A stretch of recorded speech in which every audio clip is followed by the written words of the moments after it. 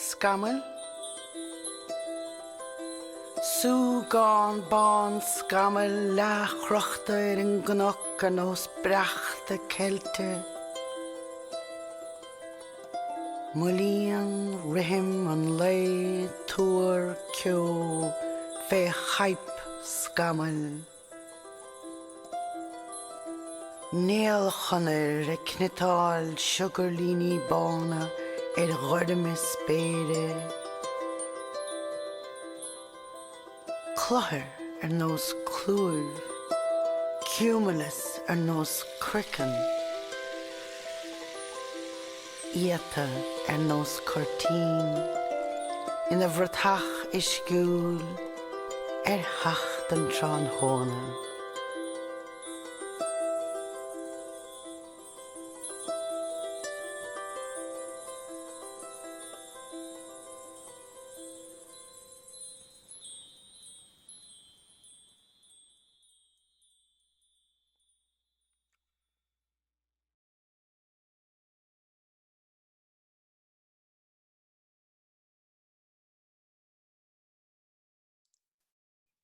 Dave Mahasa is Ollamh Máirín Nic Eoin agus tá mé me heomraí I bord mar nó go maiile clia ach tá mé cainte deair an Scáileán le Dairena Ní Chinnéide agus tá muid an seach an leabhar is déanaí le Dairena Tairseach heola. Déirigh mis a couple focail faoin leabhar dosach ach tá muid an chuid is mód an tréimhseach cainte sa cadaráile na chéile faoin na dánta léigh Dairena chuid gan na dánta agus seolfaidh an leabhar a chosán amachchan sin sa saoil mar chuid de éile litríochta na beltainna sa dagan. Brabráilinn agus bearlinn fad gombeach an ócáid se beo baithíoch agus gombeach baid aitheanta chéile go fisiciúil ach síle me an am céanna go bhfelann sé bhealach eisteach don leabhar seo go bhfuil an leabhar agus an córa seo go bhfuil an leabhar a heola agus an córa seo thsúil an Scáileán agus tu go mid ras chuig an ábhar sin le linn an chóra.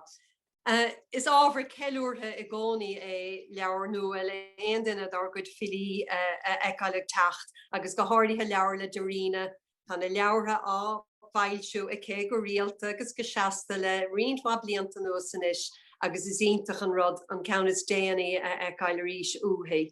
Tá sé níos aontaí fós gur éirigh lethe seachar de an leabhar chur amach faoin na cúnsaí an a ramaideach marachtáil le blian go leithe nuas. Agus tása gom go raibh sí gobar an leabhar go raibh cuid don ábhar atá sa leabhar scríobhadh sonar bhuail an ráig go ránda se an tír. Ach an rud a d'éirigh lethe dhéanamh ná dánta nua chuma agus iad a fósa leis an ábhar sin a bhí aché ribhe agus leabhar atá thar a bheith snite fointe dachar le chéile chumas sin ní hílá go raibh Dairena denta daríire don chumadóireacht I ggótheags na díana glasála mar tá an chuid sin an leabhar deire an leabhar nuair a dhéirítear go háirthir sin tá sé ag ascairt bhela chun nádúirtha is tOllamh as an ábhar atá sa leabhar ribhe sin. Taíonn an leabhar go mórla mar go leor cúisin is tá mé ddíireach an cúpla rud a luúin seo. Is mailim an struchtúr a leag Dairena nuas an ábhar tá an leabharrínte ina chodannas ar téamúla agus is tOllamh go gcuideann sé sin go mór leis an léthóir le leabhar nua filíochta bíonn sé gceist go minic le ráadánta a cuideann sé mar is féidir le toma isteach I gcodanna agus blaise go na codanna sin. Ag an am céannatá aontach do chreite a baint leis an cnuasach trí chéile, agus feicim se freisin gur fás an nádúrtha as na leabhartha tá scríofa ag Dairena ribhe seo agus go bhfuil rudaí áirithe go dtugann sí céim níos fuide chun cín iad. Is tOllamh ceann gan rudaí lárnacha sa leabhar seo ná ceist na cumarsáide hain. Táhacht na cumarsáide agus teoranach na cumarsáide agus an sin tá tidal an leabhar Tairseach agus an cuincheap sin an meafar sin atá chó sever sin go háirithe sa saoil na maranmuid ina bhfuilmuid an tabar fad is tOllamh ag díriú sprucanna, ag saoilú go gahamid a bheith áit éigen, go gahamid ceann scríbe éigen a bhaint amach, agus anis, Har éon am eile dócha go dtí seo in saoil tuigean muid nach dtarlaíonn na rudí sin, nach sriochan tú an ceann scríbe, go bhfuil muid i gcónaí tharseach rud éigen, agus go bhfuil an tharseach sin éalaíthach, go bhfuil an spruc éalaíthach, agus go bhfuil muid sort fáca. Idir atarthe I réigiún éigen na tairseachúlaachta go minic. So tá sé sin na radaga tá sa leabhar buine cuid acu le gnéithir le an saoil, tá dánta anseo faoi bhás máthair, tá dánta grá, tá cuine na man, tá cuine na bhar, agus an sin tá trí ranóg ina bhfuil chuin cheap na tairseí an ceann deireanach an ceann a bhaineann leis an ráig ach tá gá ceann ribh sin ina bhfuil gnéithe éagsúla den chuin cheap sin á phlé, agus a gcuideacha sin tá rianta na saola tradiisiúnta atá a gcuin de áiteanna tá tairseachúil nós an lis mar hampla tá sé sin a gceist. Ach tá an cuin cheapéin chosever mar buineann sé lenar an ghaol le cuasaí ama agus le cuasaí spás. Agus sin cean na rudaí ríise a hagan tríd an leabhar fad agus tá anna láidir sa leabhar an smaoine sin nach dagan deire le rud. Fiú an raon den na bás, níl deire leis an gadrih. Nach dagan deire, ní fás an páiste suas achas páiste fós leat an páiste. So nach mííon deire nach bhfuil dá tús gin, ach nach mííon an deire mar go maran an cadrih bhealach difriúil trí chimhní agus trí bhothúchain agus trí marann siad san aigne agus marann siad a gorp an duine. So na rudí sin fad á scrúdú sa leabhar agus bhhailm díreach rá freisin chuid an leabhar hain mar leabhar gur seoid bhealgé agus is ábhar mór ceiliúrtha dúin fad go bhfuil sé se fáilsíthe ag cónacht nua gaeltachta éabhlóid. Tá job all identica den leabhar. Is tóilm hain go dtílann an ilíocht fáilseóir bhfuil tuiscint agenú aice an bhilíocht. Gur chóirgamach an chur láthair sart filite agus tá an seo. Tá cuaram do chreite caite le leagan amach an leabhar ó thaobh clóchairt, ó thaobh agarthireachta de, ó thaobh deartha de. Bhhailm díreach an obair ealaíonna tá ann a lua leis an ealaíontóir Kim Sharkey. Tá blúirí beaga ealaíonna ag ritríd an leabhar fad.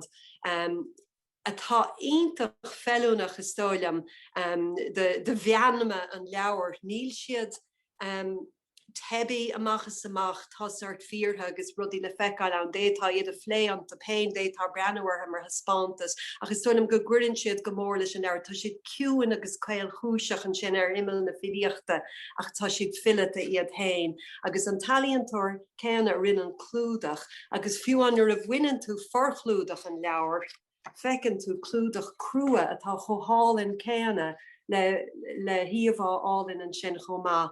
Agus brahan tú go bhfuil go dtigeann an fáilseóir go bhfuil severas sa leabhar seo agus go raibh an fáilseóir sásta dua a chahabh leis le pácaistú an ábhar leis an táirgiú hain agus ceapan go bhfuil sé sin ionintach táhachtach. So beidir go bhfuil go leorráite gomsan is agus bhhailm tasí leis a ggórá le Dairena agus is tócha an rudí dhéanas muid ná chuirmid cúpla ceist agus feicimid conas mar a héan an chórá aráig agus léigh Dairena riint dánta fan na slí de réir mar a eilean. A bhhailm tasú a thuína díreach leis an gceist anna himplí conas a rinne tú é. Mar dearm bhí cuid an ábhar a got agus an sin bhí tú tauntaí is tócha mar a bhí mar ar fad. Conas a rinne tú é, bhí tú ag cuma agus bhí tú ag chur leabhar i gcrích ag an am céanna. I rééis an na tairseachúlaachta. Ja, well is tócha go dastan sé a bhádín agus gur mína maigad as na Foclibh Jackson sun tá sé gohúntacha sin a chlas agus chomáile sin an bufas cartadal de éhlód as an leabhar even maisithe snasta álinn fiú tuirtin leabhar tá sé das. Ach nuair a has níos bhí sa gobadim le clí an am agus bhí sa gobad a DCU fem mar Harlingse agus bhí téman na tairseachúlaachta á phlé agus bhí is dócha le fírinne má bháthir a fáil bháis nó a fáil níos luige de réir mar a chéile agus fud is é sin anna dhheachar, so has níos á scríobh margheall gur ilthreacht an hain é sin. Nuair bhíonn duine críanna agus gnéimíonn siad go nádúrtha, is rud nádúrtha é ach buintear an get san asad nuair a imíonn de bhathair. Agus ní heasta gom a bheith dúrchaach, heasta gom gomach sé i líoch na dánta fad, gomach techt agus fáil ag aigne an duine eile an rud a bhí scríte gom, mar fémar dúirt an ná na bháin bhí máireach a gcuine fad. Ach tá sé sin denta go hiintach agat sa géad ranóg sin a bhríine na dánta fad sa ranóg sin, ach smíine mar an dán sin máthracha, maná agus máthracha. Nuair tá an bhfile ag scríobh, bíonn siad ag scríobh amach as an anam hain, ach bíonn siad ag labhairt as taithí an chinne réine. Agus tá sé sin denta agat sna dánta fad in ar díire tá tú ag labhairt linn agus tá go buinean cho láidir sin i dhéir. Mín braham go bhfuil tú a caint ar meansa ag bratha sé sin go láidir sna dánta sin a bhain le de bháthir. Ach ní bheoch sin denta cho má sin agat marach an rud ar leith an cadre bhar le. Ar bhailead cean tosú le cean na bhímuid chun tosú leis an dán réin a tairsachúlaachta, but sínam go méidir gur bhailead cean na dánta sin ón géad ranóg a léamh agus an sin déiteach muid. Os ruí go ramar a tagarta, seo dán deachar dumsa, ach is dóm gur dán fíre ar cuite de friúda agus léimé man na bhiste le. Maná agus máthracha mé na scriptí nó géim me feic. I ggórátí go cóhróin in áte na fánacha, tá an scialta persanta. Brahan tú scáil i máthair ag lí go trám ar an íon. Braham miananam an a bhá gach iníon uigeannach a bhilteisteach sa chuoine a tarsú go tastach an am héin, corachach a bhaineann na cosadín. Pobal sin féináil na tarchéimneachta, grúpa féin chairach a chreidans na sprid deangan na cóthíochta, raircanna ar an atmosfér, láithreacht spidógin, bearnaí cosú le pluiseanna díobhar a bhfile a déanamh siochána, ag gaí go mimís láidir. Is de réir a chéile a heníimiid an íbert. Tagan saoirse leis an más, bhí máthracha bin ar fad. Sinné. Agus go hálan ar fad a bhríine.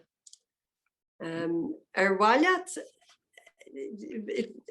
an dán ré na tairsachúlaachta a léamh, tá dán se sa gcuidhearannach den leabhar an chuid a bhaineann le tréimhse na pandéime.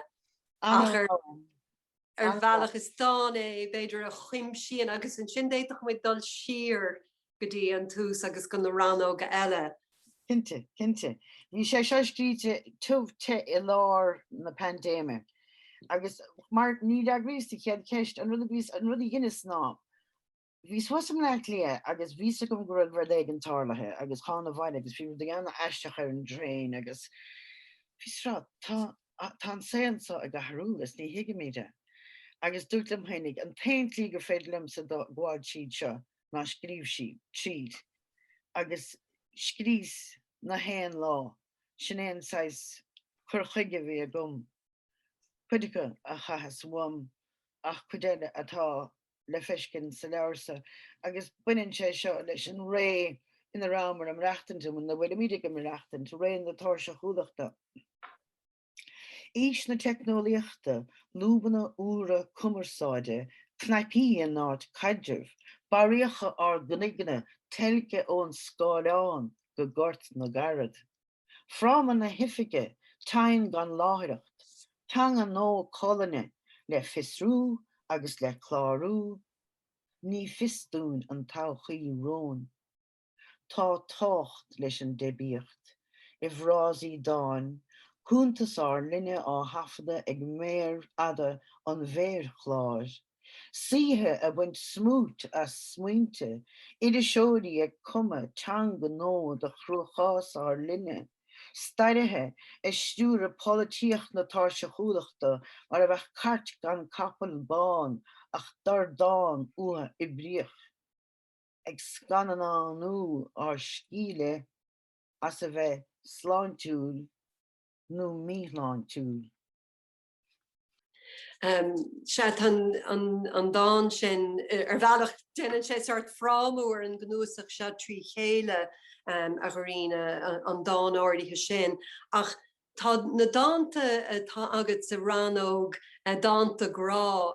Buinint na dánta sin fad freisin bhealach le commerceáid agus le teoranach na commerceáid agus le dacrochtaí le leochalacht na commerceáid agus na línta commerceáide.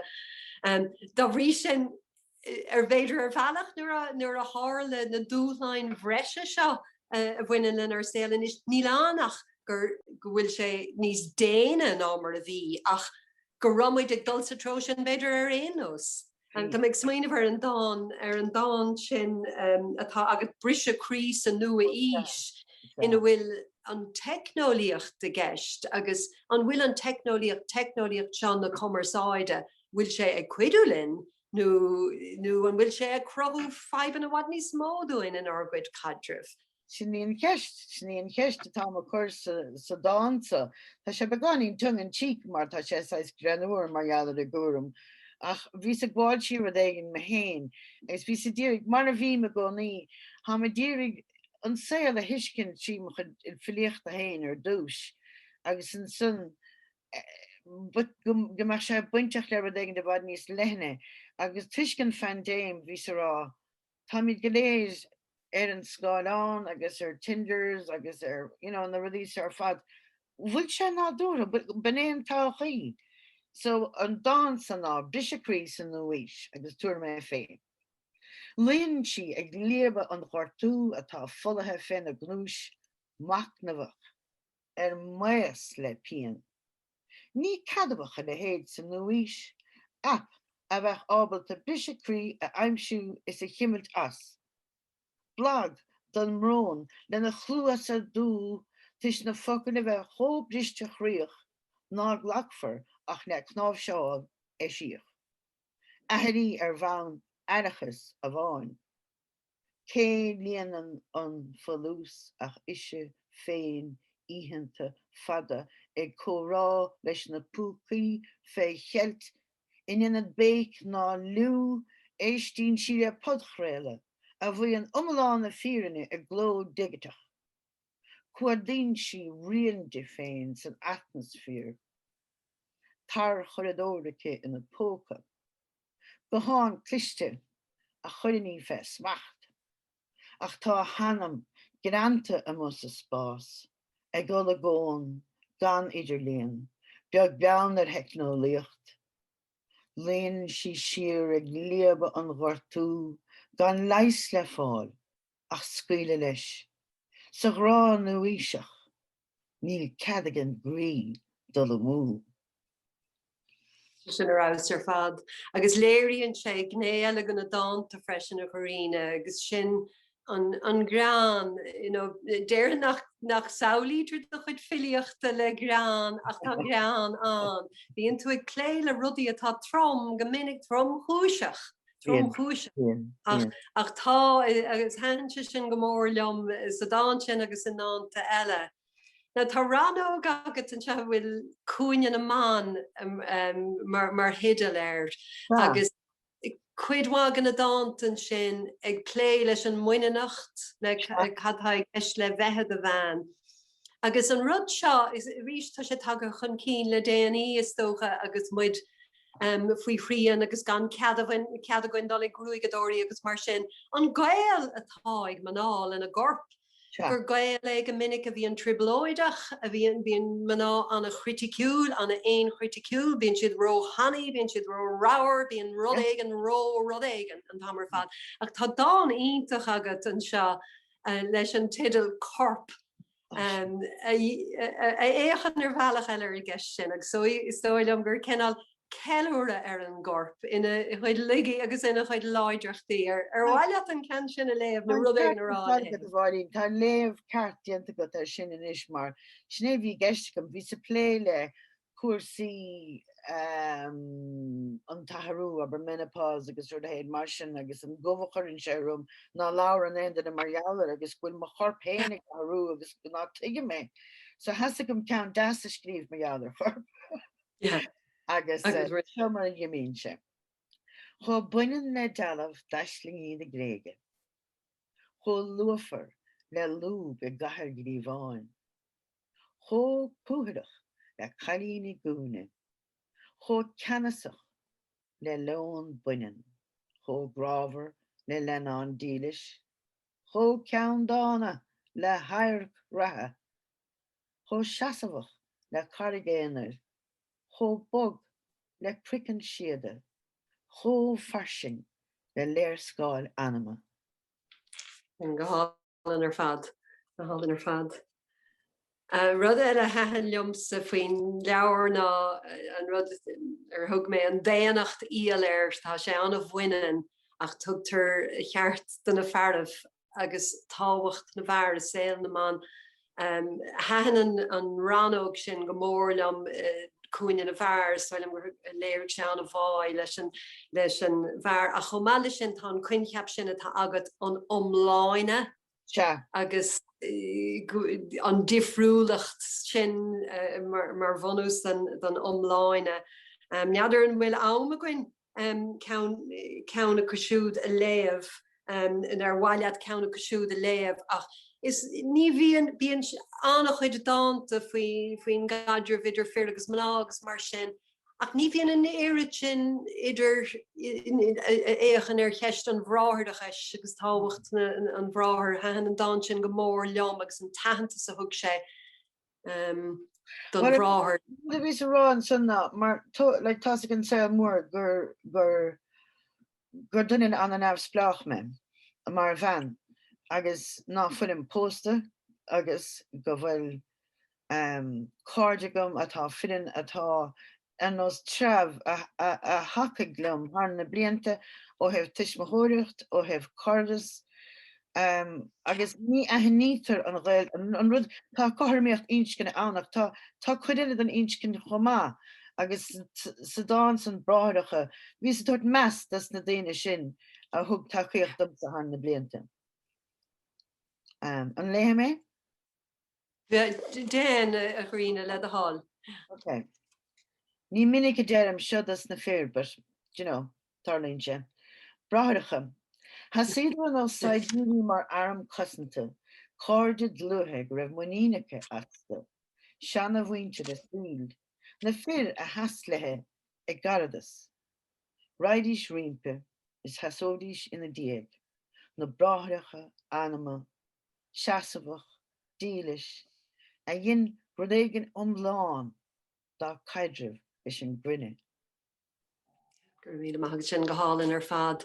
Agus tá cinna le dridum a dróhear an chóran is rud na gháile bhhailm díirecha luúan i bheith am go dánta beidir léamh fuair fad agus sin an airíocht a bhaineann tú i do chuid filíochta as an timpplacht is ciúil go bhfuil sé chótáhachtach agus tása gom go bhfuil sé sin táhacht le fad é do chuid filíochta smaoinín go háirithe ar an gnúasach deireanach le plothart á tú bhfuil sort an taobh tíre na helementí an fiúra har a bheith táhachtta agus is tócha go ra sé níos táhachttaí fós ríis agus muid faoi chrían agus gan a bheith an taistal amach ónar gantar hain. So tá sé sin ann agus tá sé rétríd an gnúasach ar fad a chomáile sin agus beidir go memuid an ancríochtnú ar an nóta se mar buinean se le ceist se na commerceáide. Tá muid ag lorach sóláis ón ar dímpelacht le tamal fatanús agus tá muid ag lorach faointí sóláis sa bhilíocht sa timpelacht isiciúil agus mar sin agus tá gailtacht chuir go riine tá cur go riine hain go mór gceist sa gnúsach se mar a bhí gnúsig eile leat na cnic agus na cosáin agus sleasanna na sléipt agus mar sin de ach chomáile sin tá gnéithe den chultúr agus bhrealam dá léthach an cláusúr a chuir leis a ggóir anú agus beidir gnéartha rud éigen faoi an dá Sacred Heart Lamp na Gaeltachta mar tá an íomhá anna is i ciúil le gestan sin a chomáile sin tá feim is dócha agriocht commerceáide an aim pobl atá ag an agriocht sin go mór i gestan is hanse go mór le an chuir thugtú an dárad le chéile an íomhá a thug sólastit agus an rud hain an teirhís hain agus an pobl a bhainean leis. Well is dóg go mun sé le nervvís óg jetin solas radio na Gaeltachta dhiiscint óhhain an bhúraigh agus nervvís I man ar téirigh jetin ag dhiiscint óhhain ar téirigh agus ó náte harmanis ní teach sí sa bóthar agus bhí den éigen a caiint meadar tig a bhí a chóirú suasach an ar éigen marsin agus go dascin ó den éigen den Sacred Heart Lamp a thóg maith as dúirt den éigen ó nó tá sé sin na hain tig agus rihan dá rud le chéile bhís 16 áir de staide I mo homer lepan a féchant amach ní rásan an na farm agus bhrahas go raibh bhrahas imáinar bhrahas scoiteach ar fad hí saméinar hí scoiteach ar fad agus is bíon daine marsin ach an rud a bhí mé géir go ginmh a bháí ná bheith dóchasach agus dóchas a riine eile go bhúil sé sin ceart go leor agus bhí amach ar solas an radio agus scrís an dá beag sa Sacred Heart Lamp na Gaeltachta. In nuagnas laum na híhadaí mé seasamh ag fuinneog an uachtartí. Faoi sibs na sílse fud na dúhí, mar feidir rum rim dul a lí. Tá me méanar ag díanamh lasáin ag géirí gaí I bharsingach spéide tá mar a bheith splán crochta, satellite na sí, dom seórú go dearg na híthe, crown commerceáide ar na dí, ag creil na go bín, dangam a chrí, solas sin dearg na spéide bhóthar na léin sí. Ghorína gur míle maithagad déan go blúach léigecha ag cainte sa cadará leat agus I géiste leat ag léamh na antar a bhí go hálinn ar fad. So just guim gach rá ar an leabhar se seoid atá heolamach an sin faoin saoil inis agus go marda tú an leabhar agus nar fad go bheicimiid a chéile agus go siúid trá le chéile. Gur míle maithagad agus gur míle maithag Siobhan Prendergast as an ócaidtethe agrú agus nar a fad go bheice bheith Siobhan freisin. Gur míle maithagad ar fad.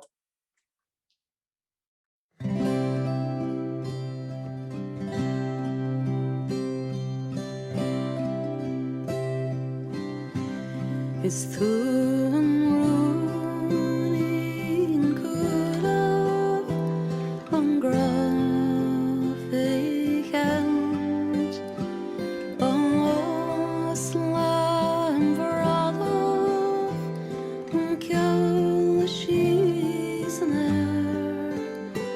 Stone le feather an locht an chrí ó rán like now an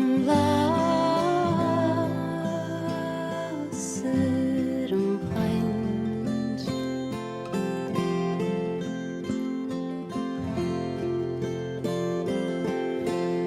Is tú na bheola brúte na géagalas a chag na maireann do mína na súla dananta.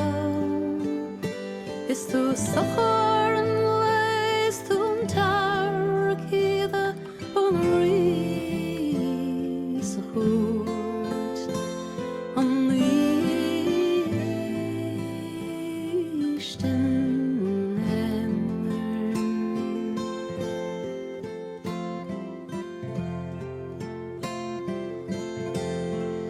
Is tú nefn